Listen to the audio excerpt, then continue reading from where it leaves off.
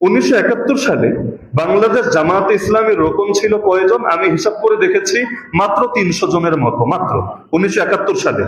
আমি আরো 50-55 বছর আগের কথা বলছি। এরপর 1983 সালে বাংলাদেশ জামায়াতে ইসলামীর রোকন ছিল 1000-এরও কম। তার মানে 71-এ 300, কিন্তু 83-তে 12 বছর এক যুগ, তখন 1000 পূরণ হয় নাই।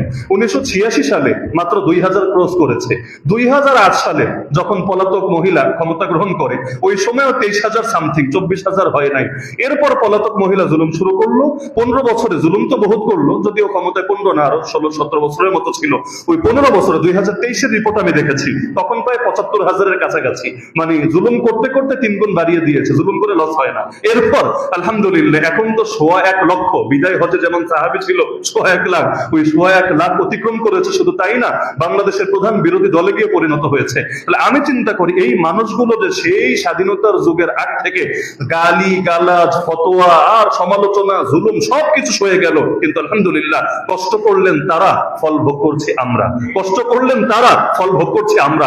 এমনকি আমি মনে করি তাদের এই কষ্টগুলো এখানেই থেমে যাবে তা না, বরঞ্চ ওই গাছ লাগালে ধীরে ধীরে গাছ যেমন বড় হতে থাকে এবং সেখানে ফলের পরিমাণ বাড়তে থাকে, আমি আশাবাদী মাওলানা ফরিদউদ্দিন চৌধুরী দুনিয়া থেকে চলে গিয়েছেন, তাতে কি, দুনিয়ায় বেঁচে থাকলে তিনি হয়তো এখন একজন এমপি থাকতেন, কিন্তু তিনি কবরে শুয়ে শুয়েও তারা যে মেহনত শুরু করেছেন, যে গাছ লাগিয়েছেন, সেই গাছ আগামী দিনে এমন ভাবে কথা বলবে, সেদিন বেশি দূরে না, সেদিন বেশি দূরে না, যেদিন তার হাতে গড়া গাছ এই বাংলাদেশকে মৃত্যু দিবে ইনশাআল্লাহ।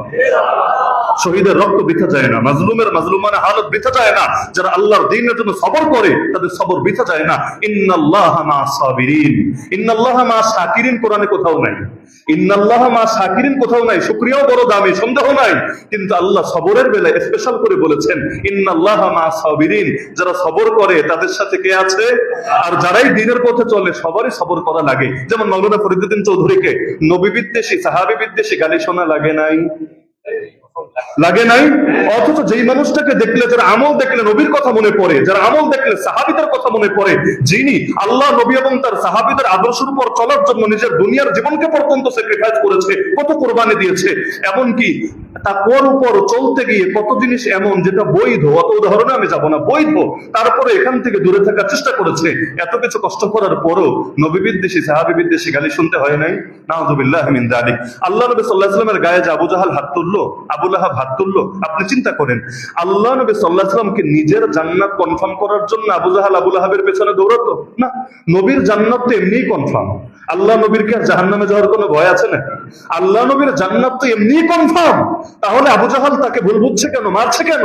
কারণ নবী আবু জাহালের দুয়ারে যাচ্ছেন নিজেকে জান্নাতে পৌঁছানোর জন্য না, বরং আবু জাহালও যাতে জাহান্নাম থেকে বাঁচতে পারে, আবু জাহালও যাতে জান্নাতে যেতে পারে, আবু জাহালও যাতে কবরের আযাব, আখিরাতের আযাব থেকে মুক্তি পেতে পারে। তাহলে আবু জাহালের কাছে যাচ্ছেন ওরে বাঁচানোর জন্য, কিন্তু উল্টা সে নবীর গায়ে হাত তুলছে, নবীকে খুন করার চেষ্টা করছে, নবীর গা থেকে রক্ত ঝরাচ্ছে। এইরকম পরিণতি হার জামানায় নবী প্রেমিকদের হয়ে থাকে। যেই জাতিকে বাঁচানোর জন্য, যেই জাতিকে মুক্তি দেওয়ার জন্য, যেই জাতির ভেতর কোরআন এবং সুন্নাহর আলো ছড়িয়ে দেওয়ার জন্য তারা তিলে তিলে নিজেদেরকে শেষ করেন।